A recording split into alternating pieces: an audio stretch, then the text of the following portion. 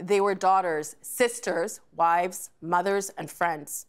Hundreds and hundreds since the early 1980s, missing, murdered, but not forgotten.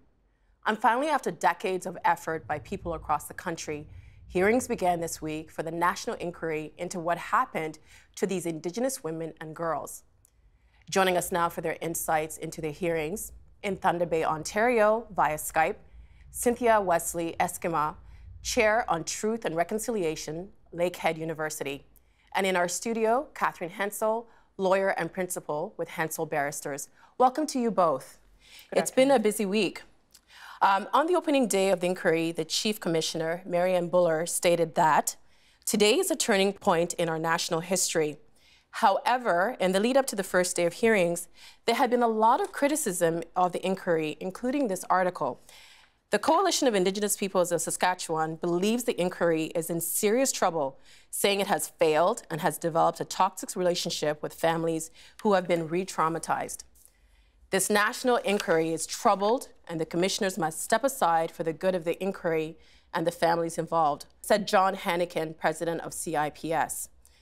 Katherine, could you give us a sense of the specific criticisms that were being voiced in the lead up to the hearing? There has been in the press and within our communities a tremendous amount of anxiety expressed by people for whom there's so much riding on this inquiry. They've waited for so long and they have been traumatized. They come into it carrying a tremendous amount of grief and anger and trauma. And the anxiety experiencing really feeds into further grief and anger and trauma, and it becomes continuous, particularly given their experience of and their perception of not being heard when their loved ones disappeared or were murdered. And so it really seems to be at its basis an issue of transparency and communication. And there's been a lack of communication? It appears so. That's certainly the expressed experience of the families, which doesn't mean that the entire process is fundamentally flawed or that the relationships are fundamentally broken. It suggests to me that the relationships need to be built. And Cynthia, once the inquiry got underway on Tuesday, there seemed to be a shift in tone toward the inquiry, as we can see in this tweet. And the tweet says, get behind this process, a family member urges other First Nations when speaking at the hearing in Whitehorse. What is your sense of the optimism or pessimism towards this process? Well, my sense is that it's a little bit of both. I mean, there are people that want to see this process continue because it's an important one for everybody right across the country. And there are people that have said, it's the way it's set up and what it's doing isn't working for us. We're not getting the communication, as Katherine has said. We don't know whether they're coming to our communities or not. And I know that Commissioner Poitras has said, we need an invitation before we come. There's a lot of people that have already voiced their suggestions on what the commission should do. I was part of the pre-inquiry process. We talked to 1,500 people at least who said we want to be able to tell our stories. We need to be able to tell them whether they're in urban centers or in remote centers. Please just get out to us and start the process so that we can have those conversations. We can share our pain and we can do some healing. And there are going to be other places for the inquiries. What would you suggest that the commission does better? Well, if you're asking me, I think the commission needs to get out there. I think that having 5 commissioners traveling together into one place is going to take an inordinately long period of time to get to the people. We know from the conversations we had during the pre-inquiry process that there are women who have been working on these pieces for the last 25 or 30 years. Some families lost members 60 years ago. So they need to break up the team a little bit and send them out to those places, talk to those women and families that have already been doing this work, get those stories, whether they're private stories and that takes a little bit longer, or whether they're public stories and there's some timing behind that so that more people can speak. The report has to show clearly and unequivocally the issues. And the issues are around justice and whether justice was responsive enough. They're around the relationships with local and municipalities or towns or whatever where people are living. It's between communities and how they manage their communications and their transportation. There are so many things that need to be talked about here. I think we need to do this a little bit more quickly and a little bit more dispersed across the country. And do you think that they should be maybe a process where people are supported for their mental health? Because we were speaking about the trauma. And I guess I can pose that to you, Katherine. Yeah, certainly. The work we did at IPRWASH and the Truth and Reconciliation Commission, which I wasn't a part of, but there was an acute need for support as people were reliving trauma, and in order that it didn't exacerbate and constitute new, fresh trauma for them. There's a real risk, and I know they dealt with this at the TRC, that to the point where lives could be lost, that because the pain is so overwhelming and acute.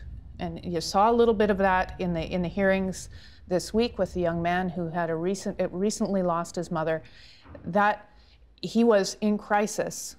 In some ways it was good because it was a manifestation, an actual physical, emotional demonstration of what he was experiencing in the moment, in the aftermath of losing his mother. But without support, people become, there's a risk that the commission becomes part of the problem. My understanding is they have some supports in place, but I think they need to be more dispersed, particularly in the preparatory process that Cynthia was describing, because even the engagement, the relation, you can't just parachute in and expect to support. You have to know people and have a little bit of mutuality and a relationship before you can undertake this work. So where trust can be fostered. That's right, and you know, and you can see how and when people are suffering and need support. And this week there was a proposal that the inquiry needs to find a way to include the voices of women who are on the streets, as they're the most vulnerable, as some people might say. How important is it for the commissioners to hear from that population? Those are the women who are on the cusp of being lost in many cases. They have tremendous insight into their own risk and the factors leading up to it. What caused their pain? What gives rise to their vulnerability? And they also know about their peers who've been lost. Because if they're Indigenous and homeless and part of that community of women, almost guaranteed they have themselves experienced loss. In their families and within their social and other circles. It's a very vulnerable population to engage, and you don't want to expose them to scrutiny or criticism. On the other hand, from a lot of perspectives, they know more than anybody else about how to prevent, how to mitigate risk and prevent further losses. And Cynthia, would you like to add to that? Well, yeah, I think it's also really important to note that many of those women don't want to be identified. Many of them have left their communities for a variety of reasons. And we need to understand that this whole missing and murdered piece is related to everything else. It's related to the residential school system and what happened there. It's related to the 60s, 70s, 80s, 90s, 2000s scoop of children out of communities. I mean, some women talked about how they left the community because their children were taken and they were grieving and they didn't know what else to do. And so there's a connection. There's a legacy here that we have to speak to and we have to think about. And that whole question of re-traumatizing is important. And also recognizing that we have work to do as a country when it comes to the healing and prevention piece that we're not addressing very well. And that's an important part of it. The women that are in the communities that have been doing this work for the last 30 years know this, and the protocols, the cultural ceremonies, all of those things have to be included, and they really need to be working very closely with the women that have been involved in this for that period of time, because they can identify who the women are. They've already heard from them about what kinds of things they think are necessary and the kinds of supports that they need to have in place. There's already a foundation here. We heard that when we did the pre-inquiry process, that the stories need to be told, and Canada needs to understand why it's happening. They need to talk about the stereotypes. They need to talk about the biases and beliefs against Indigenous peoples. They need to know that our people feel invisible. And many of the women said, we're human beings too. And the fact that they would even have to say that tells me that there's a real serious problem across this country when it comes to the recognition and understanding of who Indigenous peoples are and their value to this country.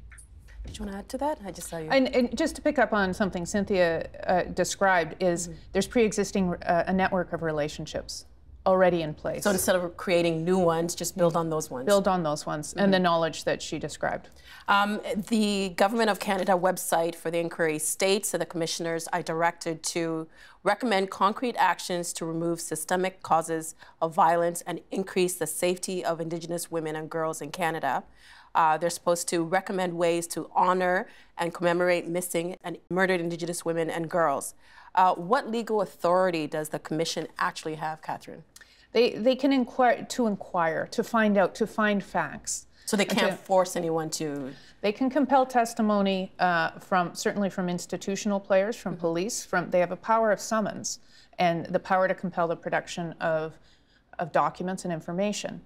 And it's an investigation in that sense.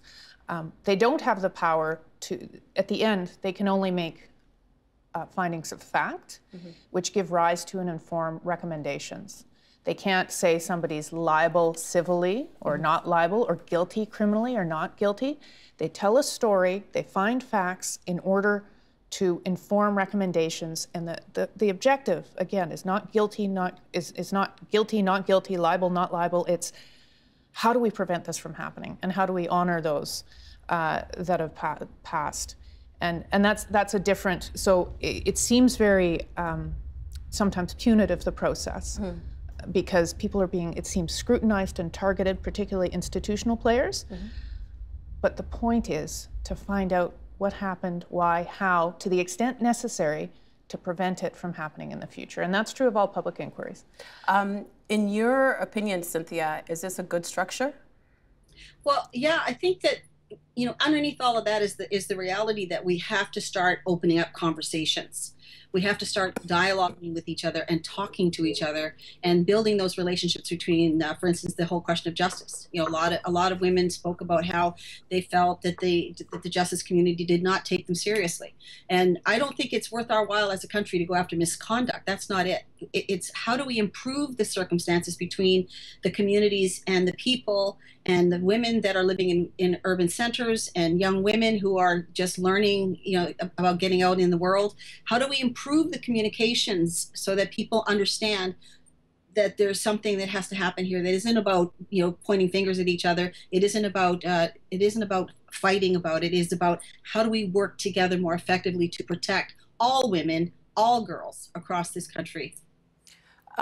In the House of Commons, the PC Indigenous Affairs critic, Kathy McLeod, was very critical of the fact that the next set of hearings won't take place until the fall. Let's take a look.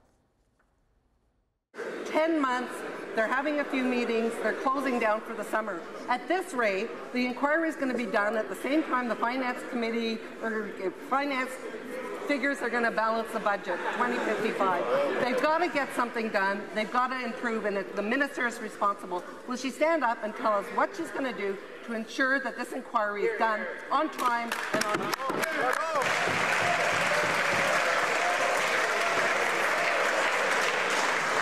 The Honourable Minister of Indigenous Affairs. This is a bit much coming from a party that opposed this commission for the whole of their mandate. Katherine, what's your take on the Commission's decision not to hold the next set of hearings until the fall? The specific reason that they gave about powwow and hunting season didn't really resonate for me. I'm just speaking on my own behalf because there's commitments on the land throughout the year, and the spring and the fall, arguably, they're more intensive. On the other hand, it does seem clear that this Commission needs to regroup to a certain extent. They need to figure out in concrete terms what their strategic plan is, and they need to communicate the steps necessary and develop these relationships and the networks necessary to build them and to grow them. And that's going to take some time. It seems clear right now. It's not what they have now in terms of planning and communication about that planning and relationships and knowledge about how things should and intention about how things should proceed is not sufficient. I have no doubt that the Commission, the commissioners and their council and their staff will be working around the clock throughout the summer. What they should be doing, in my view, is make a plan. You have to make a plan, and you have to act on it. You have to communicate it and get out, because it's going to take quite a while to set up those hearings wherever they're going to be. And you can't rely on traumatized individuals and families and communities to wait, or to initiate. It's the commission that has the mandate to do this work. The commission should be initiating it, and the commission has the resources, unlike the individuals, the families, the communities. So the commission should be proactive. And of course, if they're not welcome somewhere, they shouldn't go there. But they can't be waiting for invitations. Well, the Indigenous Affairs Minister, Carolyn Bennett, did state that the Commission would continue to work during the summer months. Cynthia, what will the commissioners do? What are they going to be doing? I don't know what they're going to be doing. I mean, I think that, you know, over the last 10 months, I hope that they were becoming very trauma informed, and they were working together on a plan of action that should have got them out, I think, a little bit earlier. What are they going to be doing over the summer? I think they better get out there. I really do. I think that they need to, I mean, there's 5 of them, and I don't know that all 5 have to travel together on a regular basis.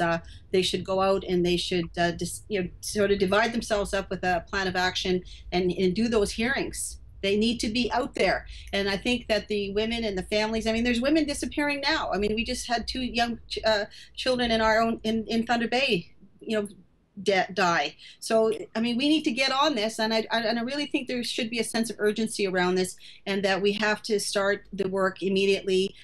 We have to set up those hearings. They've had 10 months to get people involved in this, and there, as I said, there's already a network of people out there that are ready to go. They are working with the women and families. They want to get those things done. Let's just do this and get it done. And there's a lot of people like myself, like Katherine. There's many people across the country who have had a role to play in this conversation already, that could be called upon to help in some way to assist. There's women across the country who want to see this happen. So my suggestion is that they get going. Yeah. Well, we've been talking about the inquiry itself, but I'd like to show a couple of clips from people who testified before the inquiry this week. I would like to have the RCMP apologize to me and my family and my community for not opening a file on my mama. The police said that they can't arrest people off of street talk. So we know that they're out there, and nothing has been done about it. There's so much pain that you can feel on those clips. Katherine, was there a particular story that moved you that you heard from this week? It's throughout all the stories, not only the overwhelming sense of loss and grief and pain and anger about that, but the lack of support within broader society and societal institutions felt like it compounded the trauma. It should be an extraordinary event that a family and a community loses a girl or a woman to violence or just to disappearance. In the non-Indigenous community, it is an extraordinary event, and it's treated as such. And the societal response, the institutional, the policing, the legal response clusters around the incident and the loss in order to deal with it and solve the problem, find out who's responsible. For our families and communities, it's not an extraordinary experience. In fact, there's very few Indigenous people who don't have at least an indirect connection, and most of us have a direct connection with girls, women and girls who've gone missing or been murdered. So it's not extraordinary, and the societal response is just not there, which feels like a betrayal. And it compounds the trauma and the grief and this sense of help. I think any family that loses a child or a member in this manner feels helpless. But when it's a pebble into a pond and the ripples stop immediately, and there's no way to get to find out to treat it as the collective loss that it really is, which it's treated as in the non-Indigenous society, then that really, and that's what I heard from the families, that it compounds the pain. It compounded the pain. Cynthia? Yeah, that, that again, that comes back to that whole question of invisibility that many family members across Canada, as we're doing the pre-inquiry process, talked about, that they felt that they were invisible. And many people said, we're human beings too. And we deserve the right to be treated as human beings. And unfortunately, it was quite often about justice officials. It was quite often about calling the police and being told, oh, well, she's probably out at a party or, getting drunk and they'll be back soon. And just that dehumanizing thing was what I heard a lot of. I heard a lot of pain about how there was no follow-up, there was no closure for them. And I agree that, as we talk about apologies and we talk about Canada 150 and the celebration that Canada is having of its 150th year, that the next 150 years are going to have to be about reconciliation. They're going to have to be about how do we correct the very incorrect relationship that we have with the Indigenous population. How do we say to these women, these families, these, and also men and boys who are also in the same place and have disappeared and been murdered? How do we say that, we're going to make a collective conscious effort as a country to ensure that we lift the Indigenous population to the place where it should be, and it should have been all along, and we protect you just like we protect everybody else. Just as Katherine has said, if it's a child of a white child or a Native child or a Black child, that they, whoever it might be, that they have the same treatment, and that they be protected the same way, and that they be investigated with the same rigor as anybody else. Cynthia and Katherine, thank you so much for making the time and sharing your insights with us. We do appreciate it. Thank you. Thank you. Help TVO create a better world through the power of learning. Visit TVO.org and make a tax-deductible donation today.